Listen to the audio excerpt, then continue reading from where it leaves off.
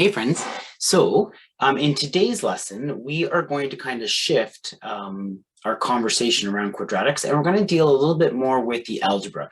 We have been focused a lot, actually, in the last couple of lessons on graphing, okay? We've looked at vertex form equation, we've looked at those A parameters, the P and the Q, and how each one of those affects the graph. Okay, now what we're going to do is there's actually two different forms two different forms to write the equation of a quadratic. One is called vertex form and one is called standard form. And for today and the next lesson, we're going to focus on moving from one of these forms to the other form and reiterate kind of the important things that each of them tell us, okay? So you will recall that in grade 10, we had several ways to write a linear equation. We had a whole unit in grade 10 that was devoted to looking at slope point form, looking at slope y-intercept form, and looking at general form. Each one of those forms told us something different about the line. They gave us slightly different information.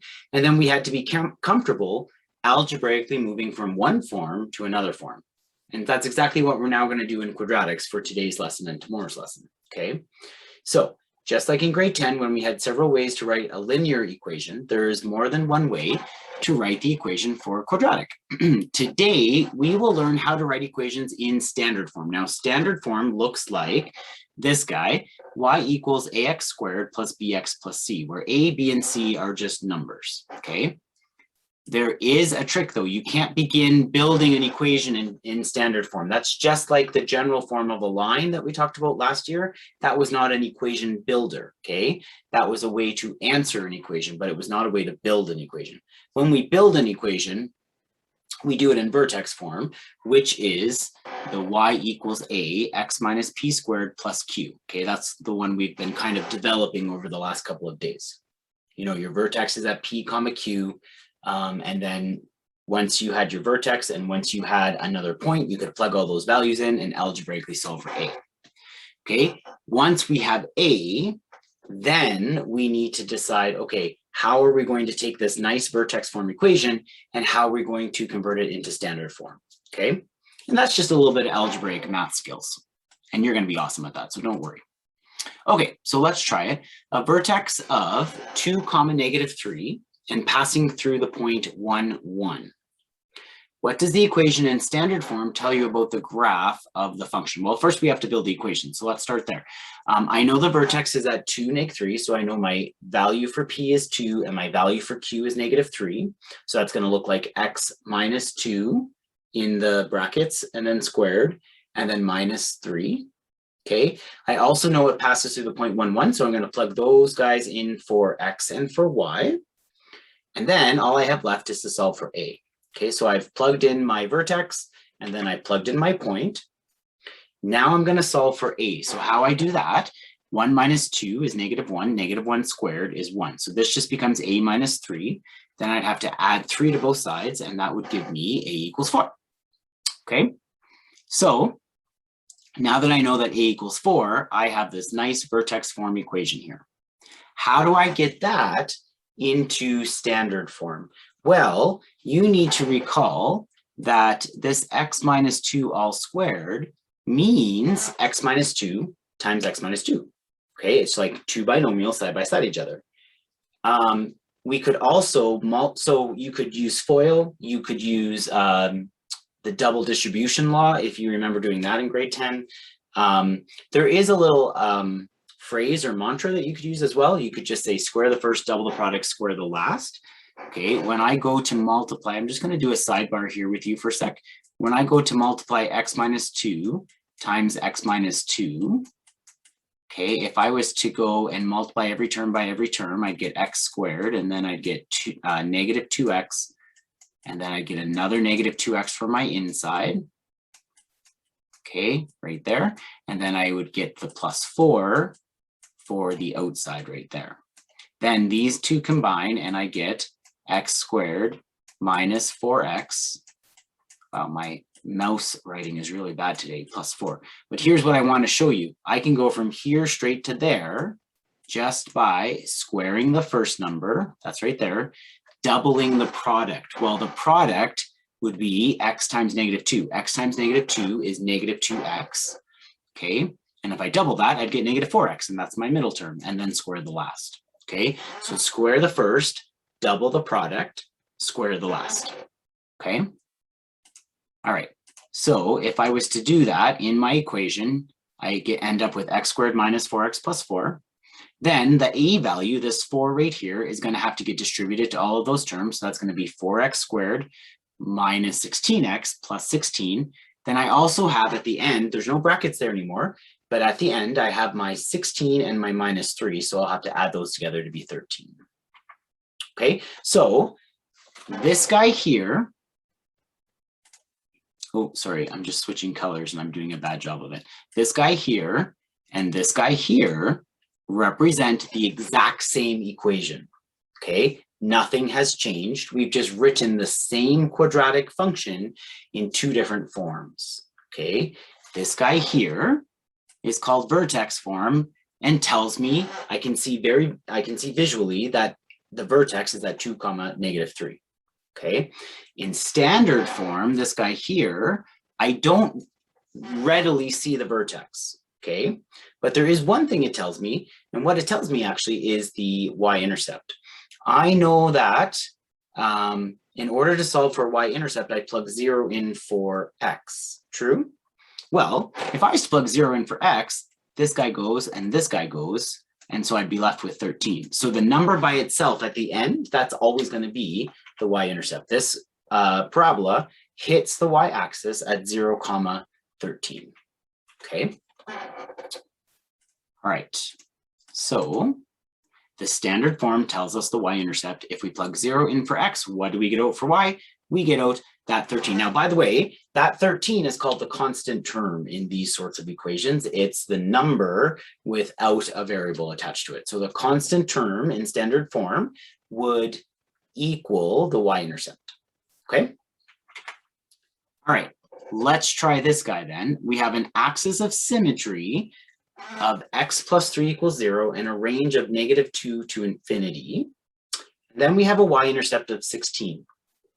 In order to build a quadratic in vertex form, we need the vertex and we need another point, right? The vertex gives us p and q, and then the other point, we plug in for x and y so we can solve for a. This question tells us all of those things. It's just hidden a little bit more. I've just added one little more depth of complexity, okay? So let's kind of unpack this for a sec. X plus 3 equals 0, axis of symmetry. That means my axis of symmetry is at -3. That would be my p-value, right? Because the axis of symmetry passes through the x value of the vertex, and the x value of the vertex is my p-value. You with me? Of course you're with me. You got this. Okay, then I've got a range. Well, if I have a range of -2 to infinity, that tells me a couple of things. It tells me my graph is going to open up and that my bottom is at -2. So the vertex is actually at -3, -2. That's the only way for a range to be -2 up to infinity. Okay, so that tells me my q value. So now I've got my p and I've got my q. Then I'm told I have a y-intercept of 16. Well, that's my point. A y-intercept would be 0, 16. So now I have a value that I can plug in for x and y and solve for a. So now we're right back to what we did on the previous question. I'm ready to go with all of those things. Okay, so I've got my p value is -3, my q value is -2, and I'm passing through the point 0, 16. I start with the vertex form equation. I'm going to plug in x, y, p, and q. And now I'm going to solve for a. So I've got 0 plus 3, which is 3. 3 squared is 9. So this is going to be 16 equals 9a minus 2. Then I added 2 to both sides, and that's where the 18 came from. Okay.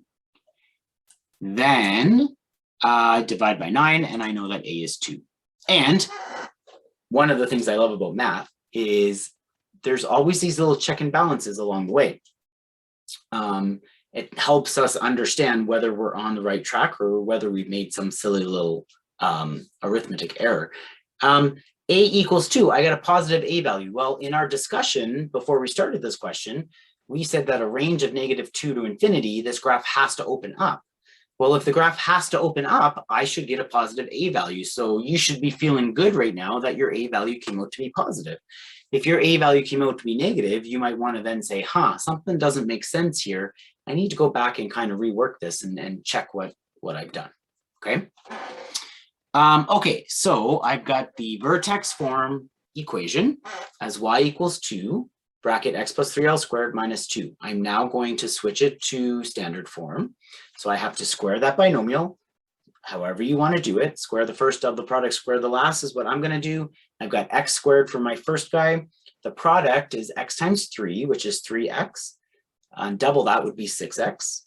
And then square the last would be 9. So that multiplied together is going to be x squared plus 6x plus 9. I now have to distribute the 2, so that'll be 2x squared plus 12x, and then plus 18. And then I'll subtract 2. 18 minus 2 is 16. Okay, so the standard form equation would be y equals 2x squared plus 12x plus 16. Okay? Okay, let's try another one. So for this guy, I have x-intercepts at -1 and 3 and a maximum value of 4. So again, I've given you a question that you have enough information for, but I've just hidden things just one layer deeper than the last time, okay? I gave you the q value. That one you can see right here, okay, because it's a maximum value. So I know I have q is 4. I did not give you a p value, but remember the p value is the x value of the vertex. I did give you both of the x-intercepts. One of the things we've been talking about over the last couple of days is how parabolas are symmetrical about that axis of symmetry, right? And that axis of symmetry passes right through the x value of the vertex. So I could take the average of those two x-intercepts, and that would tell me the x value of the vertex, which would be my p value, okay? So I know that q is 4, and I know that p will be the average of those two x-intercepts. So I'll go -1 plus 3 and divide by 2. -1 plus 3 is 2, and 2 divided by 2 is 1. So I've got a p value of 1. I've got a q value of 4. And then remember, I need one other point. I could have chosen -1, 0, or I could have chosen 3, 0. I was given 2 points. It totally doesn't matter. I just happen to have chosen the 3, 0. So I'm going to use that guy to plug in for x and y so that I can solve for that a value. Okay, so I start with my vertex form equation. I'm going to plug in 1 for p, 4 for q, 3 for x, and 0 for y, and now solve for a. Okay, so 3 minus 1 is 2. 2 squared is 4. So this is 4a plus 4. I'll subtract the 4 from both sides, so I get -4 equals 4a. Divide both sides by 4, and I'll get a equals -1. Now, again, think about the last conversation I had in the last example about check and balances. We just got an a value that was negative. That, again, makes me feel good. It makes me feel like I'm on the right track because the original question said I had a maximum value of 4. If I have a maximum, that means there's a top to this graph, and that means it opens down. So my a should be negative. So everything's good. My equation then is y equals negative bracket x minus 1 squared plus 4. So now I want to algebraically transfer this to standard form.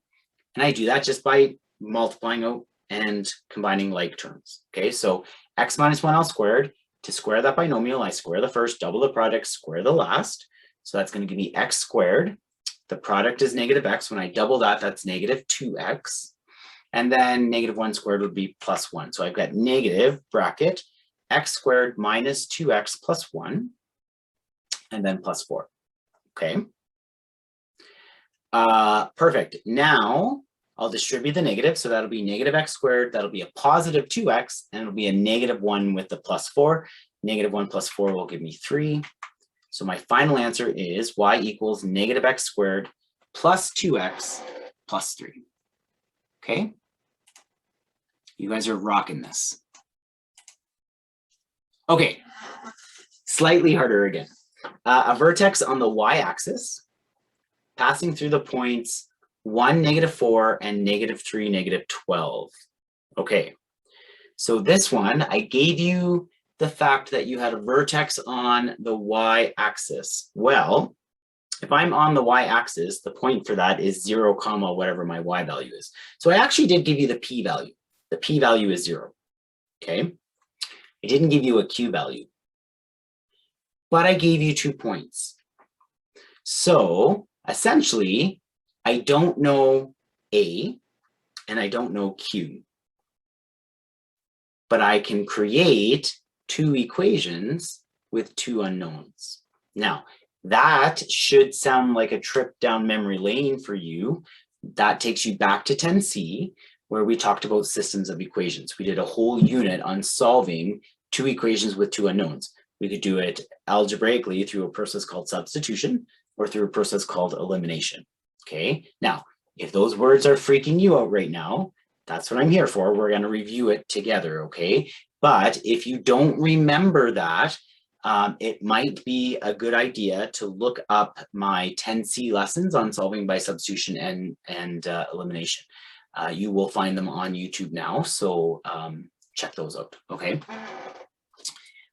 Okay, so here's what we do. I said P was 0, and so that leaves me with the equation y equals ax squared plus q. Now, if I've confused any of you there, I didn't mean to. Let me just show you. If p is 0, whoops, that was a really bad a. But if p was 0, then I end up with x minus 0, right? Because it's x minus p. Well, x minus 0 is just x. So that's where this ax squared is coming from. Okay? All right, so now what I'm going to do is I'm going to create my 2 different equations. One equation is going to use the point 1, -4. So I'm going to plug 1 in for x and -4 in for y. The other equation is going to use the point -3, -12. So I'm going to plug -3 in for x and -12 in for y. Okay? So this first guy here, I've plugged in 1 in for x and -4 in for y, and now I'm just cleaning it up. 1 squared is 1, and 1 times a is a. So I've just cleaned that up to be -4 equals a plus q. Okay? Now, on the other guy, I plugged in my -3 for x and my -12 for y, and I'm just going to clean this up. So -3 squared is 9, so this is 9a plus q. So -12 equals 9a plus q. Now, you could solve this by substitution or elimination, just very quickly. Again, go check out the YouTube videos if you need a refresher on this. But quickly, with substitution, you would make one of them the same. Or sorry, you would isolate one of them, plug in that expression for that letter on the other equation and solve for what's left, and then substitute back. For elimination, you put them on top of each other, make one of them the same magnitude, and then add or subtract the columns to eliminate one of them. Once you've solved for the other guy, substitute back. Okay, now this one, in my opinion, is leaning nicely to elimination because I have a q here and I have a q here. So I could actually just put these guys on top of each other and subtract right away. I don't need to do any mathematical items to them. So that's what I'm going to do. So I put them on top of each other. I'm going to go ahead and subtract. -4 minus 12 is 8.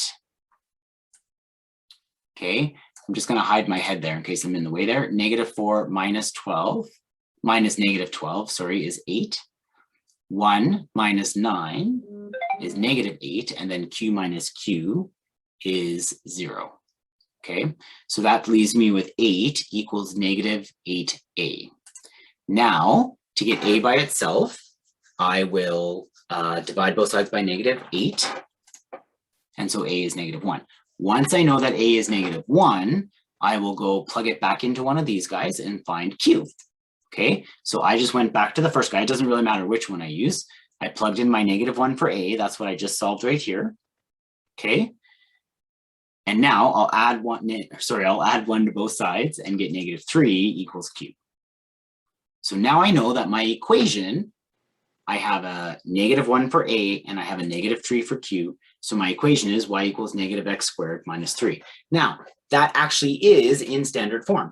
Okay, because I didn't have that p value, the p value was 0, but because I didn't have another number there, there's no binomial I need to square. So this is actually my answer. This is as far as I needed to go. Okay. Awesome job, guys. So hopefully that felt okay. Rewind me, play me again if you want, and just review this one more time. Okay. Now, given the graph below, which below is actually to the left on my slide, but you understand the point. Okay, we're going to create an equation. Well, again, I need a vertex because that will give me P and Q. Well, I can see that right now. It's at 1, 3. And then I need a friendly point. Now, there are lots of points on this graph, but when I do this to you on a test, I will give you a friendly point. Do you see how I put a nice big red dot on that point? That's me as your teacher saying, hey, you can be guaranteed that that is a lattice point. A lattice point means we connect on grid lines, okay? You might look at this and say, oh, well, that's kind of a bad example. Let's look at this one. You may look at this one and say, oh, that looks like -1, -1. It looks like it. But what if it's not? What if it was like -0.99, -1? That's going to throw your math off, okay? So we don't want you guessing that there's a lattice point there. So we will mark a very obvious lattice point for you and use that one, okay? All right, so just like all the other examples, I'm going to write out what I know. I'm going to start with my equation and fill them all in. So I know that my p-value is 1 because my vertex is at 1, 3. My q value is 3. And then I'm going to use the point 0, 2. So I have gone right ahead and plugged all of that into the y equals a, x minus p, all squared plus q. Now I'm going to do a little bit of math to solve for a. 0 minus 1 is -1. -1 squared would be 1. So this is going to be a plus 3. I'll subtract 3 from both sides and get a is -1. Okay, so my vertex form equation would be negative bracket x minus 1 squared plus 3. I'm now going to convert that to standard form by multiplying that binomial out and combining like terms. So x minus 1 all squared, square the first, double the product, square the last. That'll give me x squared minus 2x plus 1. This negative has to now get distributed, so that'll be negative x squared plus 2x minus 1 plus 3, and minus 1 plus 3 will give me 2. Okay, so the standard form is y equals negative x squared plus 2x plus 2. Okay? All right, good. Of the 2 lessons that we're doing, moving from vertex to standard was today. Tomorrow, we're going to look at standard to vertex. That one's a little bit more complicated. Once you catch it, it's super fun, but it will be a little bit more complicated. So we want to make sure we take our time with that one, okay? For now, though, this is where we'll wrap up. I posted your homework.